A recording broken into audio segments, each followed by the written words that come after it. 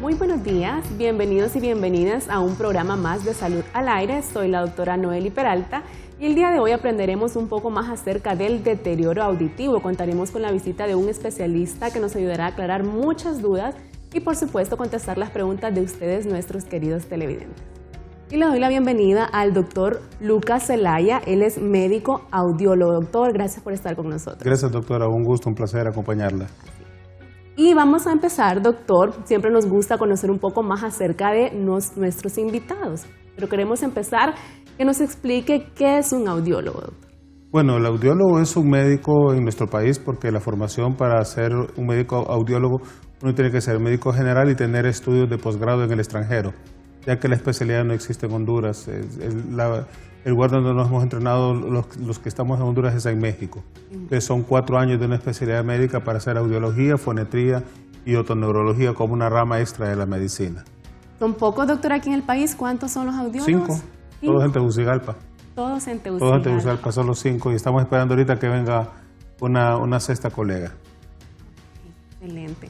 Bueno, doctor, y queremos saber cómo decide el doctor Lucas primero estudiar medicina y posteriormente especializarse en audiología. Cuéntenos. Las áreas médicas, al igual que todo lo que son las áreas humanistas, doctora, yo creo que tienen en común denominador algún sentido de servicio. Yo creo que los colegios a uno no lo preparan exactamente como para qué va a servir. Uno solo puede tener una iniciativa, una idea. Y la medicina es un área en la cual uno se encuentra con cosas que uno no se imaginaba al comenzar, pero luego se da cuenta que es un área en la cual tiene muchas satisfacciones a nivel personal, en el sentido de poder colaborar con muchas personas. Luego, formarse como médico, que es algo arduo, pero cuando a uno le gusta es algo atractivo, que valió la pena hacerlo acá en la Facultad de Medicina en Honduras.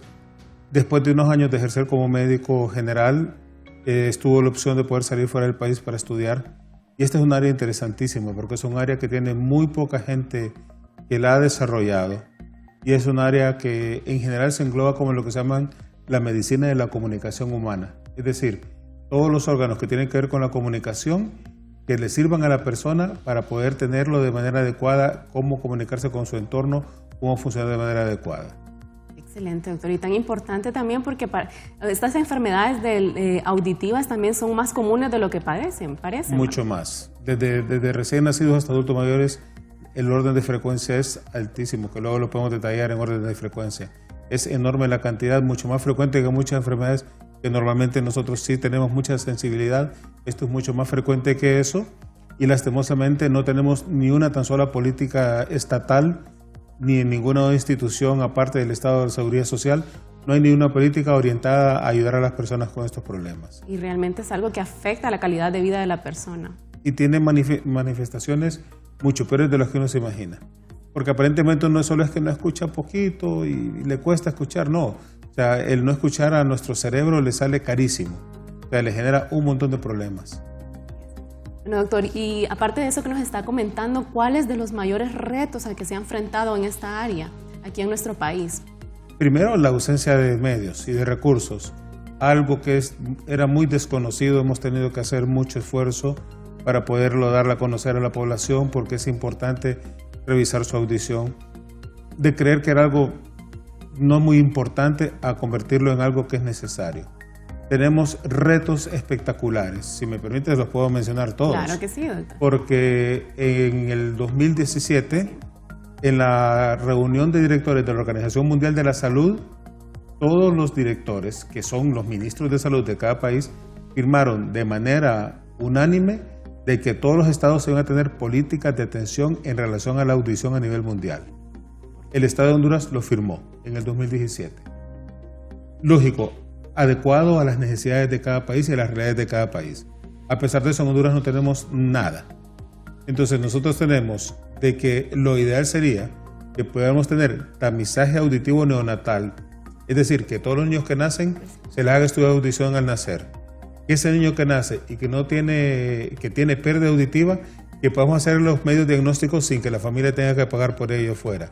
De que podamos ponerle aparatos auditivos la edad más temprana posible. De hecho, si un niño nosotros detectamos que no escucha bien, por tarde a los 6 meses tiene que estar con aparatos auditivos en los 2 oídos.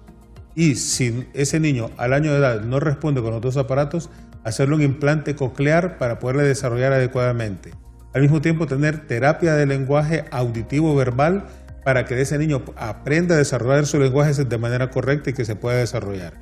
Eso es lo ideal con los recién nacidos. Necesitamos hacer tamizaje en los escolares para ver todos los niños que están con problemas auditivos que se puedan tratar y que no tengan problemas académicos. Tamizaje en adultos, todas las personas mayores que tienen problemas. Porque el problema más grave para el adulto mayor de no escuchar bien es Alzheimer, que es el factor de riesgo número 1 asociado con pérdida auditiva. Y significa que entonces como Estado nosotros no hemos hecho ni siquiera intentado intervenir en eso. Está considerado que el reto más grande de salud que va a haber en el siglo XXI es Alzheimer y todo lo que son las enfermedades demenciales.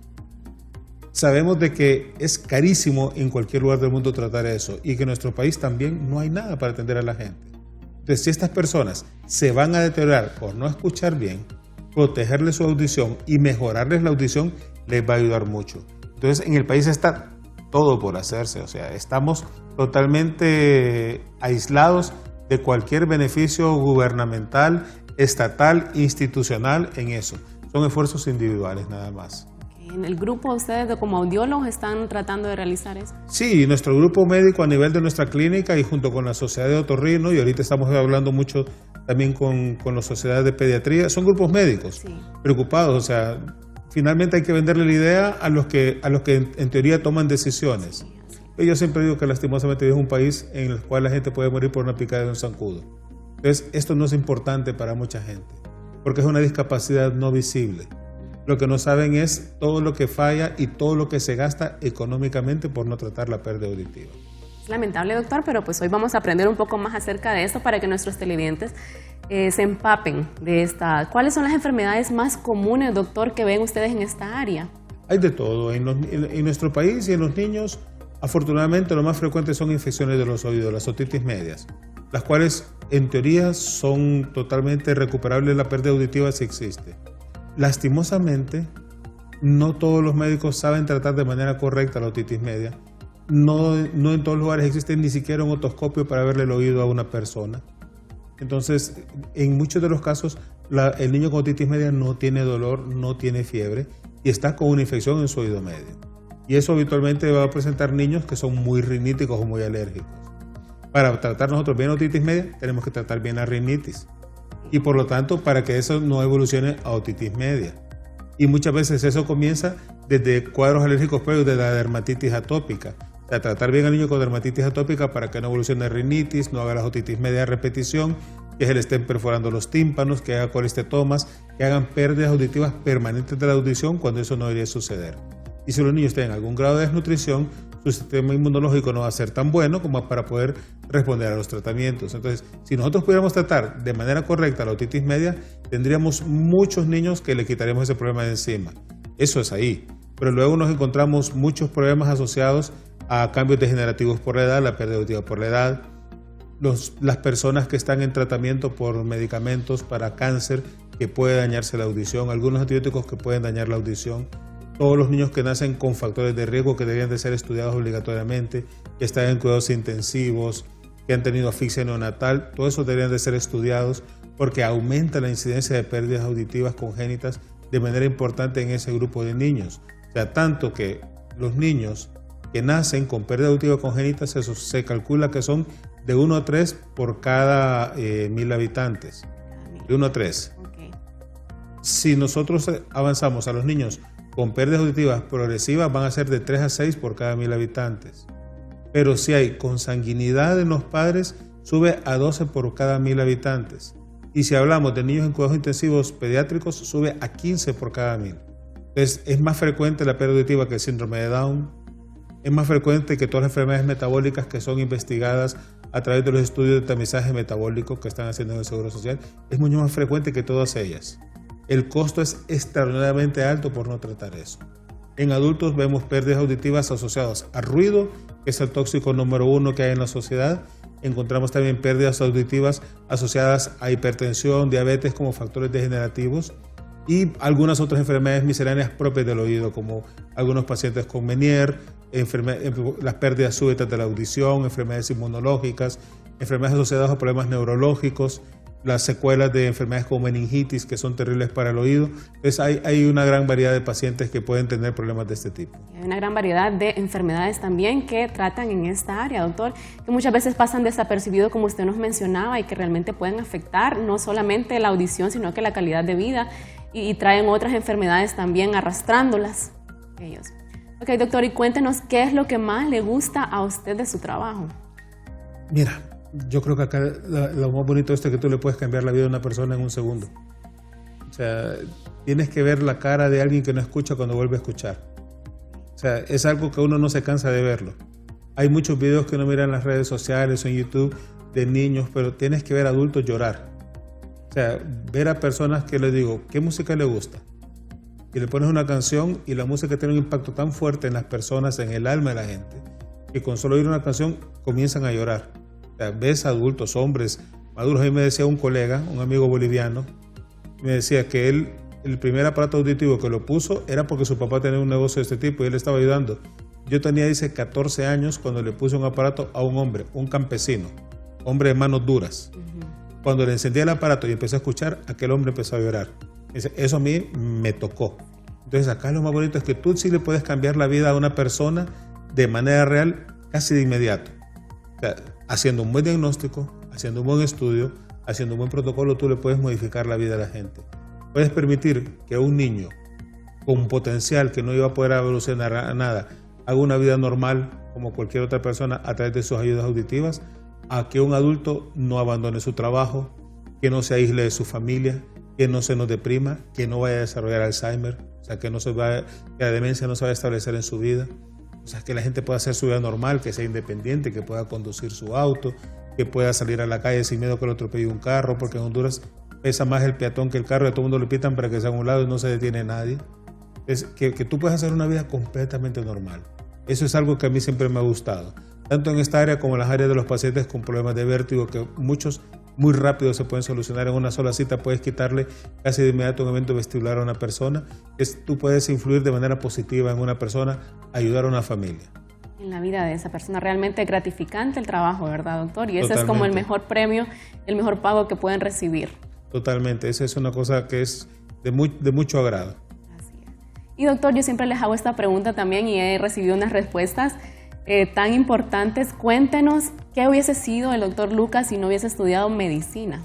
¿Qué otra opción? Híjole, eso ya hace tantos años, hasta de sacerdote quise ser, pero me dijo un padre, no tenés madera de cura, mejor estudiar en la universidad. O sea, por eso mismo, porque son áreas de vocación, de servicio. Y uno pensaba, siempre orientarse un poco. Yo vengo de una familia que mi padre era un abogado muy reconocido, apareció un poco la idea de las leyes, pero no me he enamorado tanto. Mi hijo sí se hizo abogado, mi hermano es abogado, y crecí en un medio de abogados. Yo desde pequeño, vivíamos enfrente del colegio de abogados. Yo conocí a casi todos los abogados de aquella época. A pesar de eso, creo que la medicina siempre fue la opción más viable que había para mí en ese momentito. Como que no había mucho plan B. No había mucho plan B. Ya estaba decidido en la vida del doctor. Casi seguro, pero no había mucho plan B. Influyó mucho un tío mío que es pediatra, el doctor Emilio Zelaya, que siempre he mirado mucho la habilidad médica de él. Es un médico espectacular, mi tío. Es un tipo, un humanista de primero, y entonces él influyó mucho de manera positiva en mí para orientarme a la medicina, no tanto al área de las leyes, que probablemente era el área más natural a la que yo debería haber optado. Como todo cipote, a todo el mundo le encantaba jugar pelota y quería ir al mundial, pero se dio cuenta que en aquella época le decían a uno, mira, no seas vago, ponete a estudiar, y ahora se da cuenta que hubiera sido mejor que hubiera jugado fútbol. Pero bueno, por lo mejor seguimos estudiando. Ay, doctor, bueno. Vamos a hacer una pequeña pausa comercial y regresando vamos a seguir platicando con nuestro invitado del día de hoy. Ya regresamos.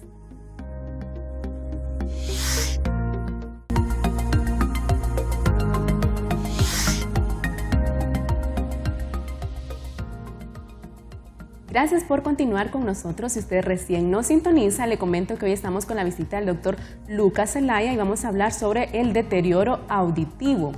Doctor, muchas veces, y yo sé que a los televidentes también les ha pasado, pasa que quizás al papá están papi, hablándole fuerte, a la mamá, o tocan el timbre, no se escucha, les están llamando al teléfono. Es algo que realmente afecta a la mayoría de las personas. Cuéntenos un poco cómo es eso del deterioro auditivo, doctor. El oído interno funciona de una manera interesante en general todo lo que es el sentido de la audición. Porque antes nosotros pensábamos que el problema nada más era el problema solo del oído, es un problema mucho más interesante.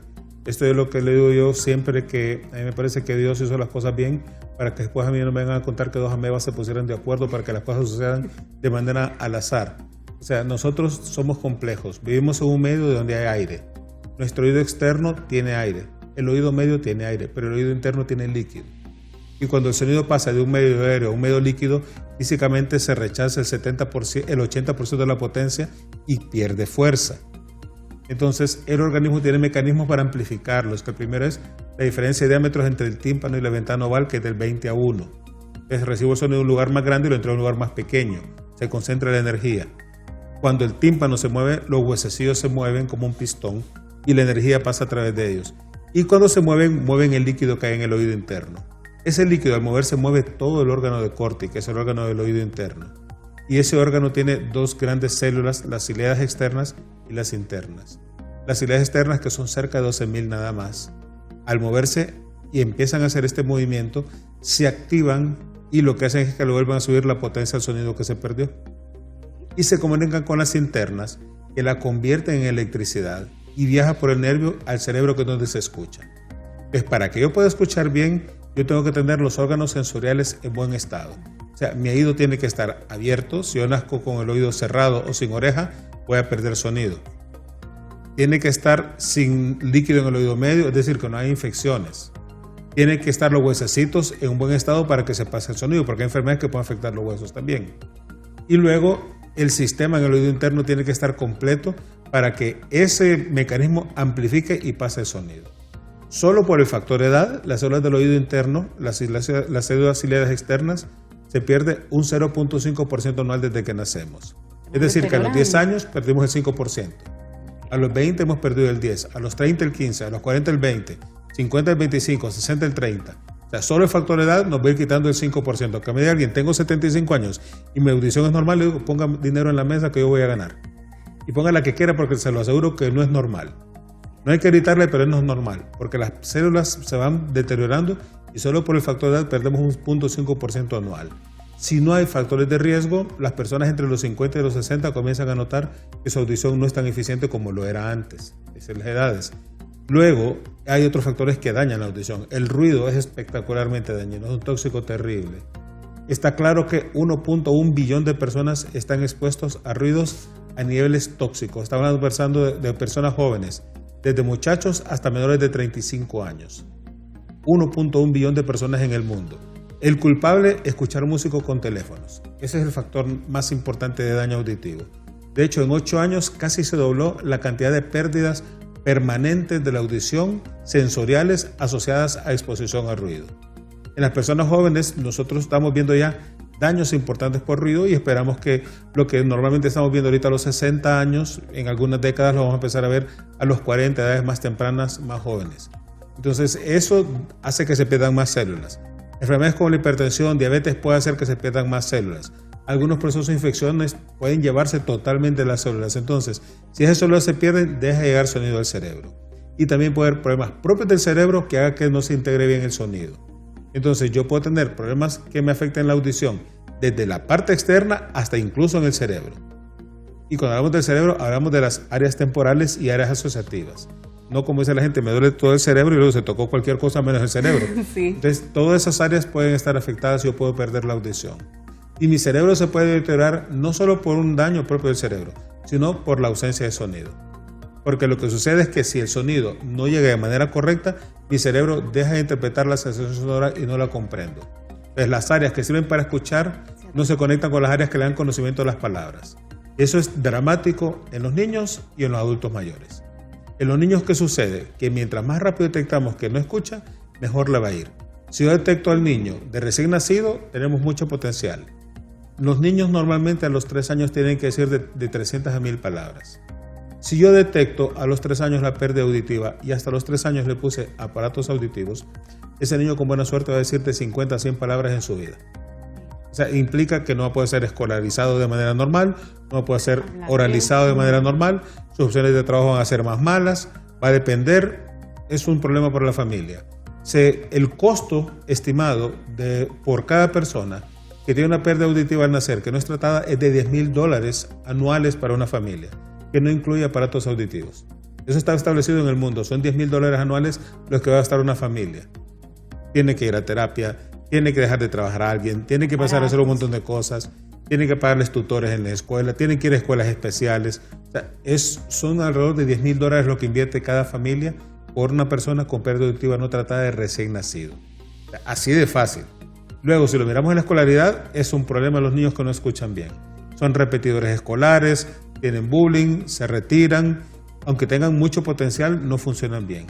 En los adultos que encontramos, malos trabajos, abandono de los trabajos. De hecho, hay un estudio de Inglaterra interesantísimo en el cual encontraron que las personas con pérdida auditiva en edad laboral se retiraban más temprano de los trabajos solo por el hecho de no escuchar bien. Solo por el hecho de no escuchar bien. Es enorme la cantidad de gente que se retira solo por no escuchar bien. En los adultos mayores, ¿qué es lo que sucede? Que el adulto mayor acepta ponerse anteojos, acepta usar un bastón, acepta ponerse placas, pero el aparato auditivo parece que le van a pegar un tiro si le dicen que se va a poner un aparato auditivo. Entonces, esa es una cosa que le afecta mucho. Se han hecho estudios poblacionales enormes para tratar de ver cuánta gente no escucha. En Europa se llama Eurotrack, el estudio que hacen encuestas de autoevaluación. En personas mayores de 65 años, la encuesta de autoevaluación arrojó en Europa que un 10.4% de las personas no escuchan bien.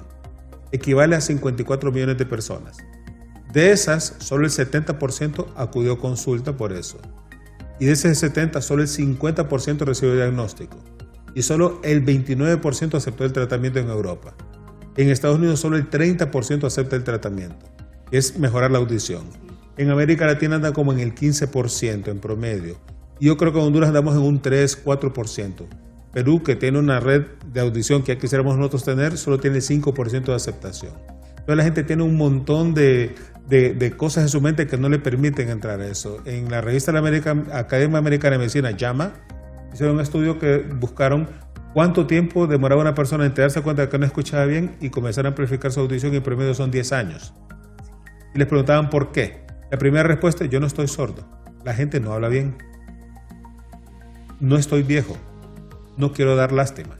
Entran como una negación. Exactamente. Entonces la negación es enorme.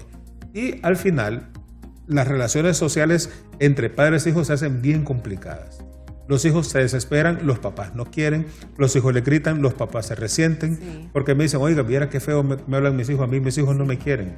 Me hablan bien golpeado, me hablan bien agresivo, mis hijos no me quieren, no me tienen aprecio. Entonces empiezan unos combates enormes. Nuestro cerebro tiene un problema, que sí está desarrollado para escuchar. Cuando nosotros perdemos audición, se produce lo que se llama una reorganización transcortical. Eso en español significa que las áreas de la audición son usurpadas por las de la vista, que son posteriores. Entonces, la vista se apropia de las áreas auditivas para que la gente pueda empezar a poner atención y escuchar mejor. Eso, nuestro cerebro hace esfuerzos para poder entonces descifrar lo que nos capta, y activamos la corteza frontal premotora para poder entender mejor. Básicamente usamos medio cerebro para tratar de estar entendiendo la comunicación cuando usamos muy pocas zonas cuando está normal nuestra audición. ¿Eso qué le va a producir al cerebro? 1, que tiene que estar siempre pendiente de la vista para poder entender. 2, que si no está viendo a la persona que le habla, no va a entender. Y 3, que hay zonas que se dañan, especialmente el giro temporal, que es un área donde las palabras adquieren sentidos en lugares donde hay ruido. ¿Eso a qué lleva? A pérdida de tejido cerebral, disminución de la sustancia gris a nivel cerebral, y se empezaron a buscar un montón de estudios a ver qué es lo que estaba pasando. Porque al final se decía: ¿sabes qué? El problema es la edad. O sea, está viejo, está ciego, está sordo, se le olvidan todo y está chochando. El problema es la edad. Y toda la gente asociaba que el problema era un problema de la edad. Ok, en 2011 el grupo del Dr. Frank Lin de Johns Hopkins hizo un estudio interesante en el cual ellos empezaron a ver personas con pérdida auditiva sin importar la edad, de diferentes edades. Y les hacían pruebas cognitivas, que son pruebas de pura memoria. para ver cómo le iba y las comparaban con personas de audición normal de su misma edad. Las personas con pérdida auditiva daban puntajes más bajos que las personas con audición normal. Ese es el primer estudio en el que se identificó que la pérdida auditiva por sí sola es un factor que afecta a la cognición del ser humano. Es decir, la capacidad de análisis, la capacidad de memoria, la capacidad de retención, la capacidad de ejecución es afectada solo por no escuchar. Luego aparecen una serie de estudios, lo que le hablaba de la reconocimiento transcortical, son estudios de Anu Sharma, que es una investigadora espectacular de Colorado, que tengo la suerte de conocerla, que ha hablado mucho sobre eso, y cada vez más estudios. En el 2017, Lancet, que es una de las revistas más serias en medicina, sacó el estudio de las comisiones en relación al estado del mundo con demencia. Cuando hablamos de demencia no hablamos de locura, hablamos de Alzheimer y problemas como el Alzheimer. Y ellos periódicamente analizan los factores de riesgo. En el 2017, por primera vez, se estableció que la pérdida de audición es un factor de riesgo para Alzheimer por todo lo que hemos estado explicando ahorita antes.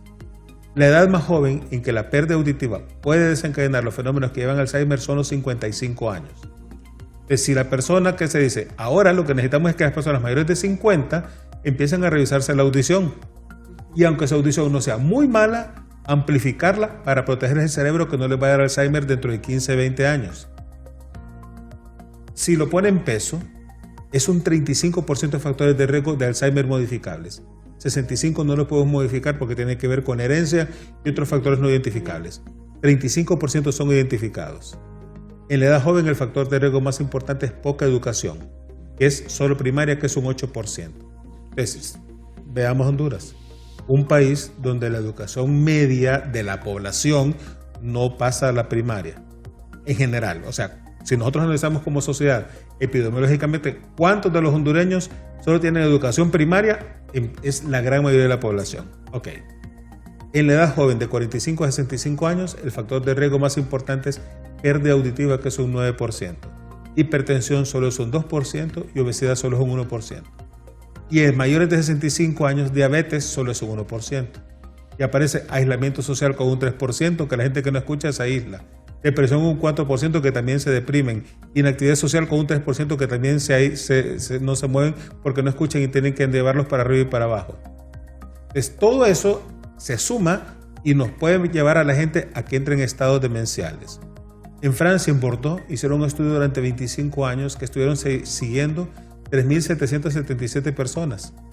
Y cada 2 años le hacían pruebas psicológicas para ver cómo iban.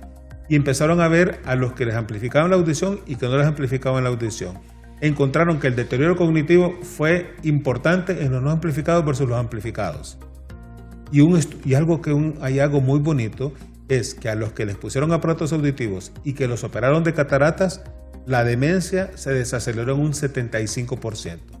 Es decir, nuestro cerebro ama escuchar y mirar bien.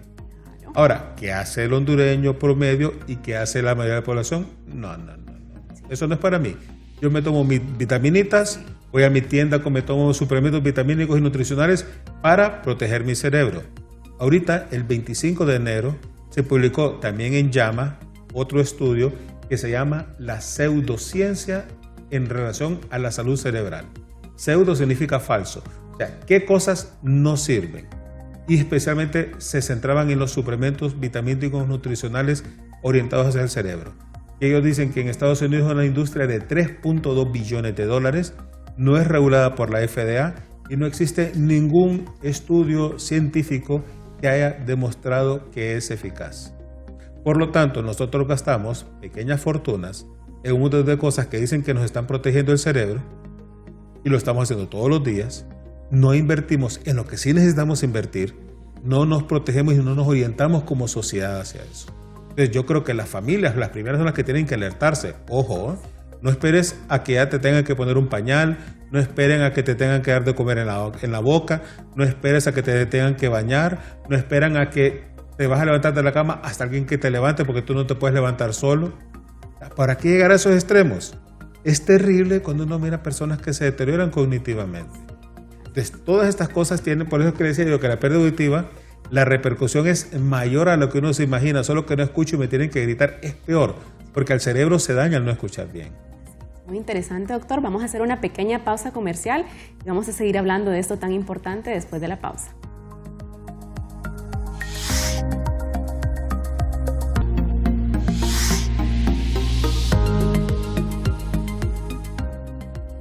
Gracias por continuar con nosotros y seguimos conversando con nuestro invitado del día de hoy y conociendo más acerca del deterioro auditivo. Doctor, y cuéntenos cuál es la importancia de estar haciendo chequeos constantes para poder identificar cuáles son los signos, síntomas que presenta un paciente que está con problemas de audición. Básicamente es la sospecha y la detección temprana. Sí. O sea, porque si nosotros detectamos temprano los problemas son más fáciles de tratar. Claro. O sea, lo más sencillo es que le diga, solo tiene un tapón de cera, se lo quitamos y se arregló el problema. Y son dos problemas solucionados, porque también, como les digo el chiste, pierden peso cuando le quita el tapón de cera, ¿verdad? Porque hay unos taponotes que pesan con ganas. Sí. Entonces, eso es lo más sencillo. Pero si la persona tiene una otitis media, se le da tratamiento, se soluciona el problema y no evolucionamos a los problemas más serios de salud. Si nosotros detectamos a tiempo a la gente, tiene mejor potencial de responder bien a los manejos. Y ese es lo más importante, estarse vigilando. O sea, nosotros ya tenemos una conducta muy importante en relación al cuidado de la audición, de la vista, al cuidado de los dientes, a los cuidados ginecológicos. Antes a las señoras les costaba un mundo decidir a un ginecólogo. Sí. Los urólogos, cada vez hay más conciencia de los hombres, a pesar del machismo, en visitar al urólogo.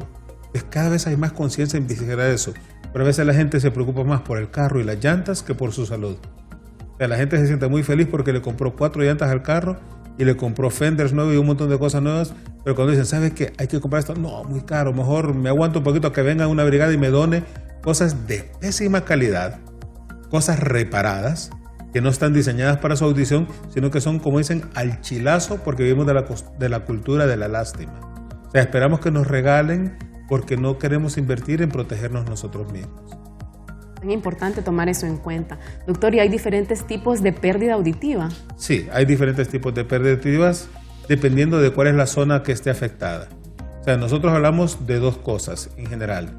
Las pérdidas de conducción, que es el pasar el sonido desde la parte externa hasta el oído interno, o sea, conducirlo. Las pérdidas conductivas van a ser patologías del oído externo y del oído medio. Entonces, eso es por otitis, enfermedades como la otoesclerosis, algunas que van a afectar eso. Esas son enfermedades que auditivamente son muy fáciles de mejorar porque solo es de ponerle más potencia al sonido, porque el sonido no pasa tan fuerte, porque no se conduce bien. Son muy fáciles de amplificar. Con cualquier aparato básico se puede amplificar. Luego están las pérdidas de la percepción, que es donde se percibe el sonido, en el oído, en el paso hacia el cerebro. Esas sí ya son más difíciles porque son pérdidas del oído interno y en la vía, y entonces esas pérdidas ya no solo es de ponerle fuerte el volumen, porque ahí se empiezan a meter un montón de factores. Especialmente en la gente mayor se acompañan de la molestia, que el sonido muy fuerte les molesta aunque no escuchen muy bien. Porque el cambio de la audición del umbral se modifica y los sonidos que no son molestos comienzan a molestarle a la gente mayor. Yo les digo, el típico abuelo o abuela que está enojado porque no le llevan los nietos, se los llevan a los 5 minutos, ya no hay que hacer con ellos porque lo tienen loco, los niños gritando y corriendo. Sí. Entonces regañan a los nietos, los papás se enojan, se van con sus hijos arrechos y quedan resentidos los abuelos y los niños regañados. Sí. Entonces eso es porque ya sí se modifica el umbral de la audición. Entonces ya no solo es ponerle fuerte, sino que tenemos que buscar aparatos que tengan tecnología suficiente para que amplifiquen lo necesario y que tengan controles de computación para que no sea molesto el sonido y amplifique lo necesario. Y están las pérdidas de origen central. Ellas son pérdidas que se dan en el trayecto desde el nervio hasta el cerebro, que puede hacer que yo no pueda escuchar bien. Las cuales ya son más difíciles de amplificar y que muchas veces no se pueden beneficiar. Lo que más le puede dar a algunas personas es lo que llaman los implantes de tallo, que son muy pocos los que se hacen en el mundo. Y con respecto al tratamiento, doctor, ¿existen medicamentos o es necesaria definitivamente la cirugía o depende del caso? No, o sea, en la audición se tratan las causas. Okay. O sea, si es una otitis media, medicamentos. ¿Verdad? Y si no se controla la infección, hay que operarlos. ¿Y qué le hacen algunos? Que les quitan las amígdalas, les quitan la adenoides, les ponen tubitos de ventilación para que ventilen mejor. Pero es un tratamiento orientado al oído medio. Si fuera una pérdida súbita de la audición, que yo me desperté hoy y no escucho de un oído, eso le sucede a 5 a 20 por 100,000 habitantes al año, sí hay tratamiento. Pero la ventana es muy corta, solo tenemos un mes para tratar eso. Después del mes ya no se recomienda.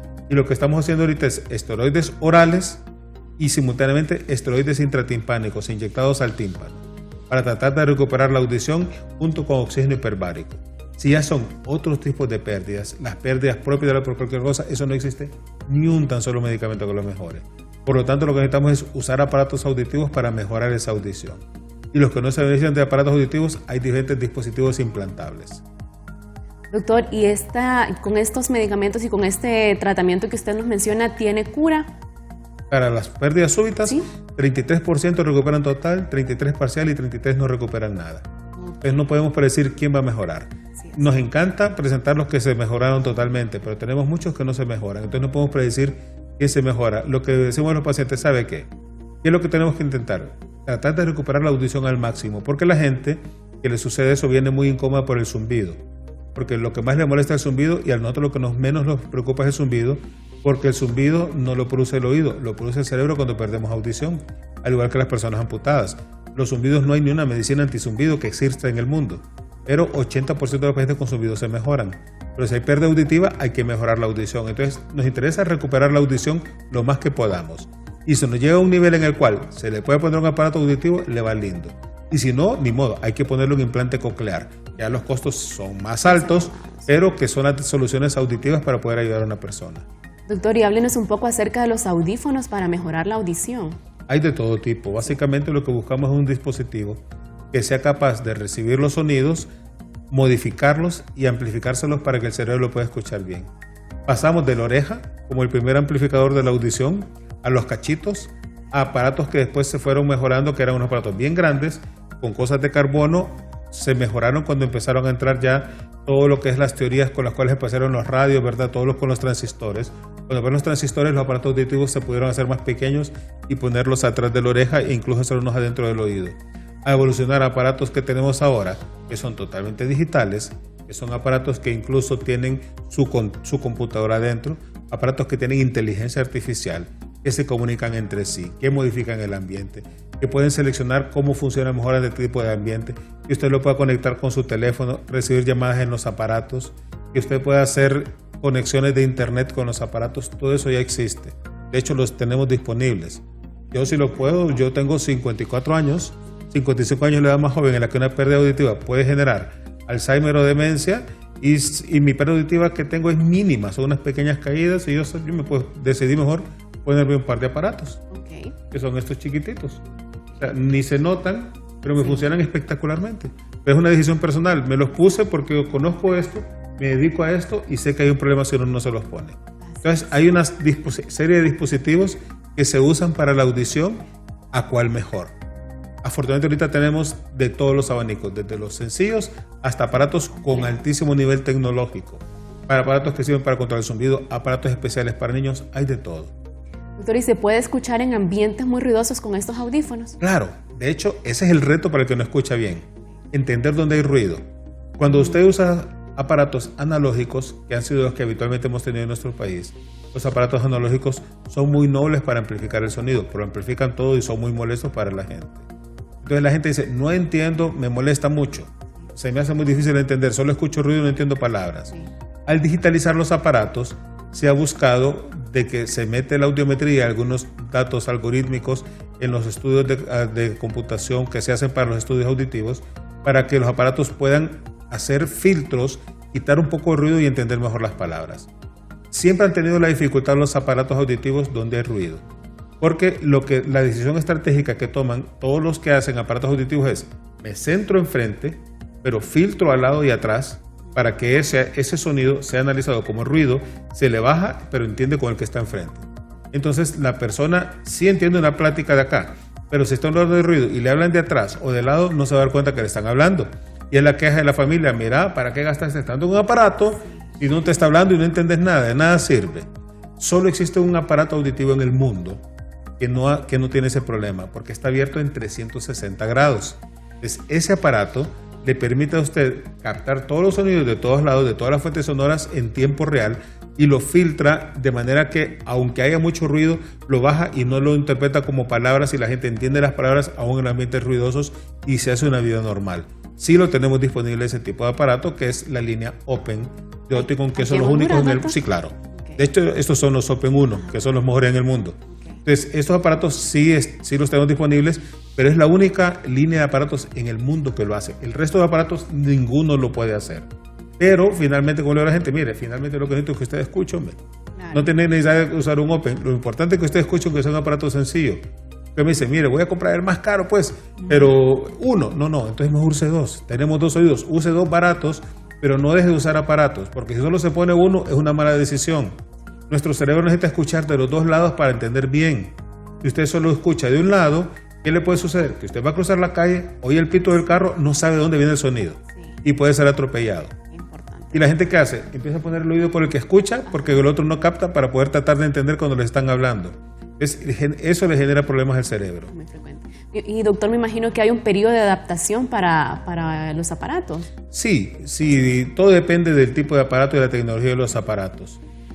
Antes, cuando nosotros estudiamos esto en México y se usaban aparatos de muy mala calidad, pues comparado con lo que es actualmente, en aquella época era tecnología de punta con lo que hay ahora, pero yo todavía lo miro, que son los consejos que le dan a los pacientes acá. Se le decía, mire, lo voy a usar 1 hora a la semana, después 2 horas la siguiente semana, 3 horas, 4 horas, total de que aquel paciente le llegaban 6 meses y todavía no lo había usado todo el día. Con estos aparatos que ahora tienen tanto software que los permiten programar, la gente se va desde el primer día con el aparato funcionando pleno todo el día. Solo que nunca es bueno que tenga toda la potencia, entonces se va subiendo poco a poco el volumen y se le tiene que dar seguimiento porque el cerebro necesita 3 a 4 meses para sentirse cómodo con el sonido. No es de que me lo pongo hoy y voy a estar normal hoy. Habitualmente la gente viene sorprendida porque cuando dejamos de escuchar se nos borran un montón de sonidos y no nos acordamos qué tan ruidoso es el mundo en el que vivimos. La gente se sorprende de todo lo que no estaba escuchando solo por no tener una audición correcta. Vienen asustados, mira, hay ese perro, ese gato, o sea, tengo unos pájaros que hagan más relajo, entonces todos esos sonidos se van poco a poco perdiendo y hay que irlos recuperando. Entonces es un proceso que el cerebro demora 3 a 4 meses en volverse a acomodar con el sonido. Doctor, nos mencionaba que hay de diferentes tipos y de diferentes costos. ¿Cuánto andan más o menos los costos de un...? Depende del aparato que usted busque, pero hay aparatos que pueden costar 10,000 lempiras para arriba, hasta aparatos que valen mucho más. Doctor, ¿y esos que son menos costosos son igual de eficaces? Depende de la audición de la persona. Listo. A mí siempre me ha gustado no tanto pensar en costos, sino que en la audición de la persona. ¿Cómo está la audición y cuál es su estilo de vida? Pues si usted me dice, no, mire, mi mamá solo está sentada todo el día en una mecedora y cuando se pasa de la mecedora es para pasar a la hamaca y de la hamaca a la cama y solo mira tele, no tiene muchas cosas, no necesitamos aparatos tecnológicamente tan brutales. Sí. Pero si la persona sale a la calle, hace reuniones, va aquí, va al banco, tiene relaciones con otras personas de plática, esos aparatos tan sencillos es posible que se nos queden cortos y nos limiten un poco. Entonces la recomendación del aparato va más en relación a cómo está la audición, número 1. Número 2, más importante que entender sonidos es cómo entiende palabras, ¿verdad? Hay mucha gente que no hace eso en los estudios auditivos porque muchos equipos de audición lo hace gente que no está totalmente calificada para hacer eso. Miramos ingenieros haciendo estudios auditivos, que está bien para cosas de mediciones de sonido, pero no para hacer estudios de audición para pacientes clínicamente, porque son cosas que solo son protocolos para hacer estudios de empresas de ruido, no para trabajar con seres humanos ya enfermos. Ya sabemos que en nuestro país el empirismo es la norma.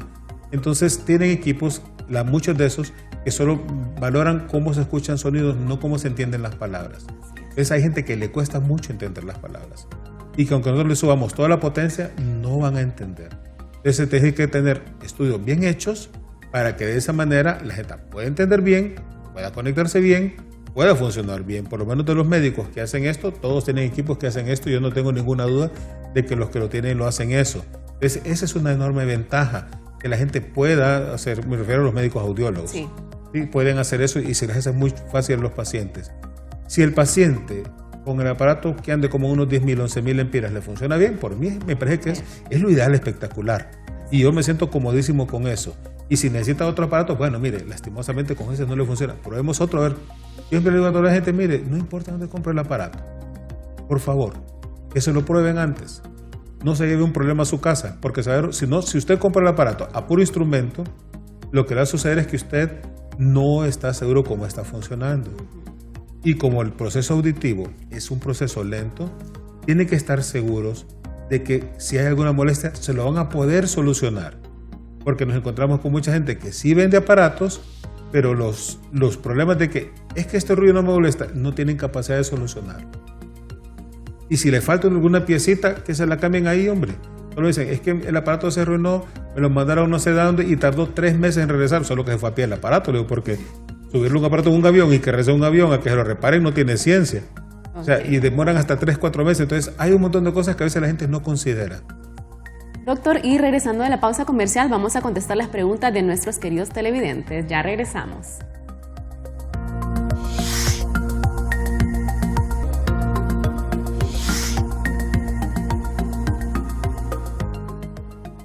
Gracias por continuar con nosotros. Sin duda alguna hemos aprendido muchísimo con el doctor Zelaya.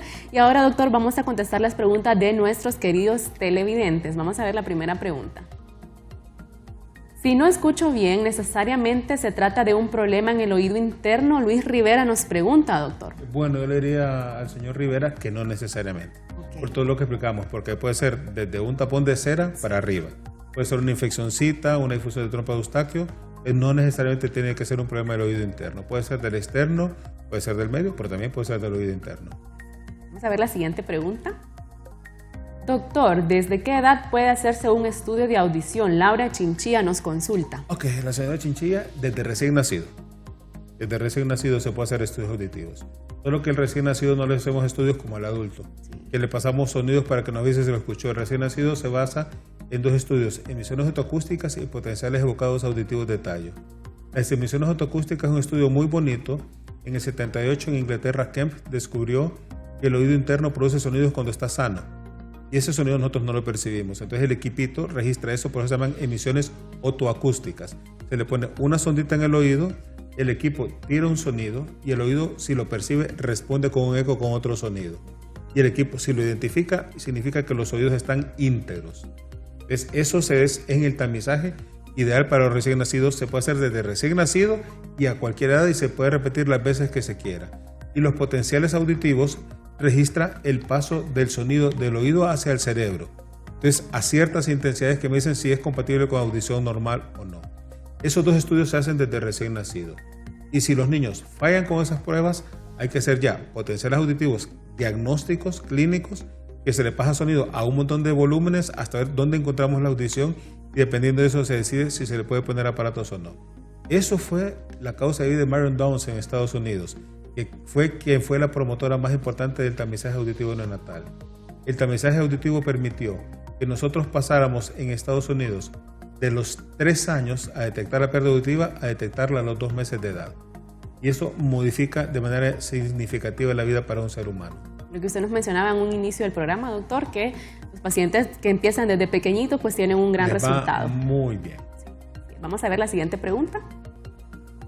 Si mi hijo nació antes de tiempo, ¿existe riesgo de que no escuche? Patricia Vázquez. Sí, a la señora Vázquez yo le puedo decir que sí, todo depende de qué tanto de antes de tiempo. Exacto. Pero la prematurez es uno de los factores de riesgo más importantes. Así es. Prematurez, peso menor de 1.500 gramos al nacer, el niño que tuvo asfixia neonatal, el niño que tuvo que estar en cuidados intensivos, el niño que se puso tan amarillito que tuvieron que cambiarle la sangre por las bilirrubinas, los niños que hicieron sepsis, los niños que estuvieron con antibióticos, que estuvieron conectados a ventilador, que les dio meningitis, esos niños obligatoriamente tienen que ser estudiados, junto con otro montón de factores de riesgos. Ahora, ¿sabe qué es lo interesante de esto? Que de los niños con pérdida auditiva congénita, solo el 50% tienen factores de riesgo. El 50% no tienen ni un tan solo factor de riesgo y habitualmente son debidos a pérdidas congénitas por deficiencia de una proteína que se llama la conexina 26, que es la encargada en el oído interno de hacer que el potasio que se toma en las células ciliares externas cuando empiezan a moverse para amplificar la audición, se puedan polarizar, hacer la actividad, salen y sean recaptados nuevamente para hacer las actividades. Cuando no tenemos la conexina 26, ese fenómeno no se da y daña la audición. Y pueden ser niños que nacen con audición normal y en el transcurso del primer año van perdiendo poco a poco la audición. Entonces lo ideal es estudiarlos a todos. Así es. Vamos a ver la próxima pregunta. Además del mareo, ¿me he desmayado alguna vez? ¿Podrían ser los oídos? Cristian Alfaro nos hace la consulta, doctor. No. Okay. No, mire, señor Alfaro, Cristian, las enfermedades de oído no cursan con desmayos. Usted puede tener cualquier cosa. Habitualmente cuando hay vértigo, que es otra área del oído, que usted siente que todo gira, náuseas, vómitos, inestable, se pone muy mal, pero la gente no se desmaya, no pierde el conocimiento. Si perdemos el conocimiento, no es una enfermedad de oído, puede ser otro montón de cosas. Muchas veces encontramos personas con problemas de corazón, que se les baja la presión y hacen lo que se llaman los síncopes vasovagales. Podemos tener personas con insuficiencia aórtica que se desmayan y se marean. También podemos tener algunas epilepsias. Las migrañas en algunos casos pudieran dar síntomas como esos. Entonces, ese paciente es una persona que tiene que ser examinada. Habitualmente muchos terminan con el cardiólogo, con pruebas especiales de esfuerzo, con el Holter de 24 horas para ver si hay algunas arritmias que le estén produciendo eso. Entonces, pero eso no es oído. Hay que hacer una evaluación completa del paciente para determinar qué es lo que es que el mareo, ese es otro tema interesante, pero no todo es producido por el oído. Doctor, y algo que yo le quiero consultar con respecto a los hisopos, ¿es conveniente o realmente afecta el uso de estos? Totalmente, o sea, yo como la gente le digo, si puedo decir un nombre de un negocio, lo digo, si no digo, yo le digo, compre los hisopos que venden en PriceMart. En inglés dice, no se introduzca en el oído, y la gente se los mete en el oído. O sea, el hisopo no se debe de usar porque el hisopo, ¿qué es lo que hace? El hisopo, cuando se introduce en el oído es una cavidad cerrada. La cera son producidas por glándulas. Es un sistema de humectación de la piel del oído y de protección. Entonces, si yo hago la limpieza, yo empiezo a introducir el hisopo, limpio la pared, pero lo empujo al fondo y lo puedo impactar. Ese es el mejor de los escenarios. Dejo un tapón de cerumen. Pero hay personas que tienen accidentes, se perforan el tímpano, pueden llevarse todos los huesecillos y ahí sí se fregaron si hacen eso. Entonces hay gente que se le quedan pedazos del algodón adentro y hacen infecciones recurrentes a repetición por eso. No hay que tocarlo. Yo veo a la gente, mire, la nariz la tiene llena de mocos, ¿por qué no se pasa metiendo hisopos en la nariz? Porque nadie lo mira como algo correcto. Entonces la cera que está acá, que es normal, al igual que los mocos en la nariz son normales, no es mala higiene, es parte de nuestro organismo. Y el oído es como el gato, se limpia solo, porque tiene piel. Entonces la piel del oído va descamando y va saliendo. Al salir, va saliendo hacia afuera la descamación de la piel y también el cerumen va saliendo y solo se limpia por fuera. Entonces no es necesario tocárselo. Si uno hace eso, más bien puede impactarlo y generar problemas. Así es, entonces es importante lo que nos dice el doctor, porque la mayoría de las personas realmente tienen su paquetito de hisopos en su casa, para entonces eso no tomen eso para mucho. Eso no son, que se ahorren ese pisto y que mejor que lo metan en recargas. Así es, doctor. Bueno, doctor, y para concluir, quiero que nos dé sus recomendaciones a nuestros queridos televidentes respecto al tema. Yo creo que lo importante es no tener miedo. Así es. O sea, lo importante es no tener miedo. En los niños, los estudios han demostrado que cuando los padres sospechan que su hijo no escucha bien, en el 70% de los casos están en lo correcto. Entonces nosotros no podemos tomar a la ligera esa sospecha. Yo creo que mi hijo no oye bien. Muchos casos afortunadamente son problemas tratables porque son asociados a problemas respiratorios. Pero hay muchos que no son de ese tipo y son permanentes y hay que amplificarlos rápido. Los adultos mayores, revisarnos. Si estamos expuestos a factores de riesgo, puede ser desde trabajar con una secadora de pelo que a los 15 minutos daña la audición, puede ser desde andar en moto que a los 43 minutos daña la audición, puede ser desde que me gusta escuchar música a alta intensidad o trabajo en lugar de ruido, revisarse la audición. Si está normal, una vez al año se está revisando. Y las personas mayores de 50 años, para proteger nuestro cerebro, deberíamos al menos una vez al año hacernos un estudio auditivo. Y si hay problema, hay que amplificar la audición. Es igual que no mirar bien. Hasta que nos ponemos lentes nos damos cuenta que el mundo es de alta definición. Así de sencillo. Así es, doctor. Bueno, muchas gracias. ¿Dónde lo podemos contactar, doctor, para consultas? No, gracias. Estamos en el Centro Audiológico Auris, en la colonia Rubén Darío, entre Cybex y el Cenáculo. El teléfono es 2243-7889. Estamos ahí en las órdenes. Esos números van a estar apareciendo en pantalla para que nuestros televidentes que quieran hacer sus consultas, pues lo visiten, doctor. Le agradezco mucho por haber compartido con nosotros el día de hoy, por esta información tan importante que nos han brindado. Sé que a muchos también están bien pendientes de este tema, así que muchísimas gracias, doctor. Esperamos tenerlo nuevamente. No, muy amable, con otro doctora. tema con Gracias por la respecto invitación. Gracias, doctor. Y yo me despido con el pensamiento del día de hoy. Mantener el cuerpo con buena salud es un deber. De lo contrario, no seremos capaces de mantener nuestro cuerpo y mente fuertes y claros. Ese es un pensamiento anónimo. Y recordarle que nos pueden seguir a través de nuestras redes sociales. Nos encuentran como STV Telebásica y nos vemos en un próximo programa.